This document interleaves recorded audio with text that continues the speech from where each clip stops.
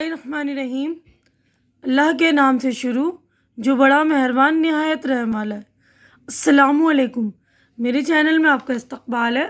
آج کی یہ ویڈیو عبرت آموز کہانی یا تربیتی باتیں کی ہیں۔ تو آج کا ہمارا ٹاپک ہے مسجد کو صاف رکھیں، صاف ستھرا رکھیں، یعنی صفائی کے اوپر ہمارا ٹاپک ہے۔ تو بچوں، صفائی جیسے کہ آپ لوگ جانتے ہیں آدھا ایمان ہے۔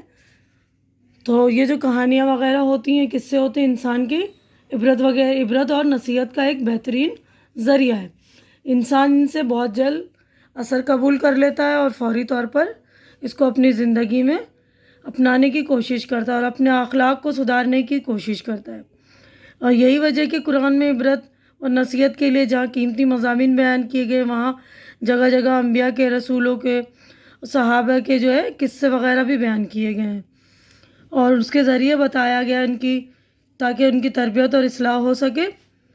تو جگہ جگہ کہانیوں کو، واقعوں کو بیان کرنے کا مطلب ہی یہی ہے کہ انسان اس سے کچھ عبرت لے، کیونکہ یہ واقعات جو ہوتے ہیں محض سیر تفریح کے لیے نہیں ہوتی، یہ انٹرٹینمنٹ کا سامان نہیں ہے، بلکہ یہ عبرت اور نصیحت حاصل کرنے کا ایک ذریعہ ہے۔ ایک موقع پر قرآن مجید میں اللہ تعالیٰ ارشاد فرماتا ہے، لَقَدْ كَانَ فِي قَصَصِهِمْ عِبْرَةٌ لِأُولِي الْأَلْبَابِ۔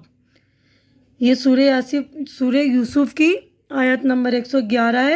اس کا ترجمہ ہے، یقیناً ان کے واقعات میں عقل و ہوش رکھنے والوں کے لیے بڑا عبرت کا سامان ہے، یعنی جن کے پاس عقل ہے، ہوش ہے، شعور ہے، تو وہ ان واقعات سے عبرت حاصل کرتے ہیں اور اپنی زندگی کو سدھارتے ہیں، یعنی اپنی زندگی میں چینجنگ لانے کی، بدلاؤ لانے کی کوشش کرتے ہیں۔ تو آج ہم جو پڑھیں گے مسجد کو صاف ستھرا رکھنا، کیونکہ مسجد اللہ کا گھر ہے نا۔ پیارے بچوں، مسجد اللہ تعالیٰ کی پسندیدہ جگہ ہے اور بازار اللہ تعالیٰ کی ناپسندیدہ جگہ ہے۔ مسجد کو اللہ کا گھر بھی کہا جاتا ہے۔ سوچو، ہم اپنا گھر کتنا اچھا اور صاف ستھرا رکھنا چاہتے ہیں، تو پھر ہمیں اللہ تعالیٰ کے گھر کے ساتھ کیا معاملہ کرنا چاہیے، یعنی ہم اپنے گھر کو کتنا سجا سنوار کے رکھتے ہیں نا۔ تو یہی کہہ رہے ہیں کہ ہم اپنے گھر کو اتنا اچھا رکھتے ہیں، صاف ستھرا رکھتے ہیں، تو اللہ کے گھر کو ہمیں کیسا رکھنا چاہیے، اس کے ساتھ کیا معاملہ ہونا چاہیے۔ ہمارے پیارے نبی صلی اللہ علیہ وسلم نے ہمیں مسجد کا خوب احترام اور صاف ستھرا رکھنے کی تعلیم دی ہے۔ جو شخص مسجد کو صاف ستھرا رکھتا ہے اور وہاں سے کوڑا کرکٹ اٹھا کر باہر پھینک دیتا ہے، مسجد اس کے حق میں دعائے خیر کرتی ہے، اور جو شخص مسجد کو خراب کرتا ہے، مسجد اس کے لیے بد دعا کرتی ہے۔ لہٰذا ہمیں مسجد کو خوب صاف ستھرا رکھنا چاہیے، اچھی طرح وضو کر کے، پاک صاف ہو کر اور ستھرے اور اجلے کپڑے پہن کر مسجد میں جانا چاہیے۔ نیز اپنے منہ وغیرہ کو صاف کر کے جانا چاہیے کہ آپ صلی اللہ علیہ وسلم نے بدبودار چیزیں جیسے کچی پیاز اور لہسن کھا کر مسجد میں آنے کو منع فرمایا۔ یعنی ہمیں مسجد جو ہے اللہ تعالیٰ کا گھر ہے نا، تو وہاں پر ہمیں صاف ستھرا ہو مسجد کو رکھنا بھی چاہیے اور ہمیں صاف ستھرا ہو کر جانا بھی چاہیے، اچھے صاف ستھرے کپڑے پہنے۔ اور نیز مسجد میں جب ہم جائیں تو بدبودار چیزیں جیسے کچی پیاز اور لہسن وغیرہ کھا کر نہیں جانا چاہیے۔ تو آپ لوگ بچے اس بات کا دھیان رکھیں گے کہ مسجد میں جائیں تو مسجد کے جو آداب ہیں ان کا خیال رکھیے۔ مسجد کی دعا ہوتی ہے اندر جانے کی، وہ بھی پڑھ کر اندر جائیے۔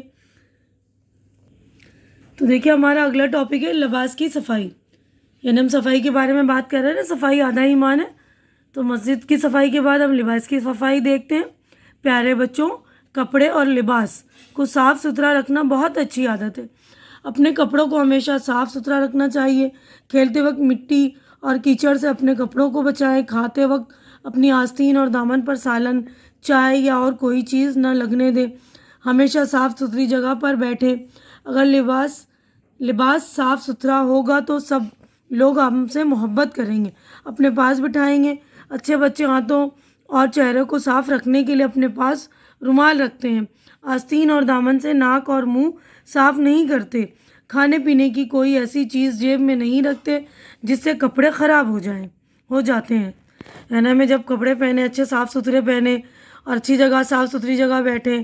اپنے ہاتھوں کو، چہروں کو صاف کرنے کے لیے اپنے پاس رومال رکھیں اور اپنے آستینوں کو، دامنوں سے اور دامن، یعنی ہم اپنے ناک وغیرہ جو ہے اپنے آستین اور دامن وغیرہ سے صاف نہ کریں۔ اور کھانے پینے کی چیز بھی جیب میں نہیں رکھیں جس سے ہمارے کپڑے خراب ہوں، ہے نا۔ سر پر ٹوپی پہننا بہت اچھی عادت ہے۔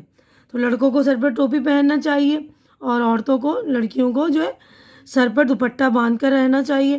ٹوپی پہننے سے دھول مٹی سے سر اور بالوں کی حفاظت ہوتی ہے۔ جوتے چپل پہننے سے پیروں کی حفاظت ہوتی ہے۔ جوتے چپل ضرور پہنیں۔ اگر جوتے چپل میں کیچڑ لگ جائے تو اسے دھو لیں۔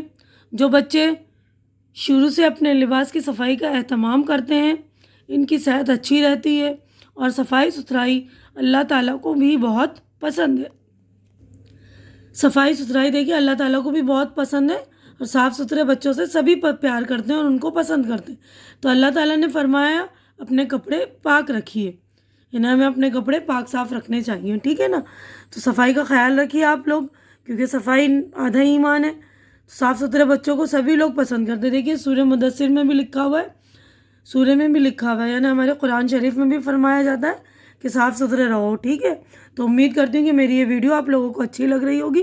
اچھی لگ رہی ہے تو اسے لائک کیجیے، زیادہ سے زیادہ شیئر کیجیے، تاکہ زیادہ ضرورت مند بچے ہوں، ان کی ضرورت پوری ہو سکے، ان کو سمجھ میں آئے، ان کی اصلاح ہو جائے، ہے نا، وہ بھی اپنے کردار میں بدلاؤ لا سکیں، اپنے کردار کو چینج کریں، ٹھیک ہے۔ اور میرا چینل سبسکرائب کر کے میری حوصلہ افزائی کیجیے، کیونکہ چینل کا سبسکرائب کرنا بالکل فری ہے۔ آپ لوگ چینل سبسکرائب کریں گے تو میری ہمت بڑھتی ہے، تو پلیز میری ہمت بڑھا دیا کریں۔ ہماری اگلی ملاقات اگلے ویڈیو میں ہوگی۔ اپنا خیال رکھیں اور دعاؤں میں یاد رکھیں۔ اللہ حافظ۔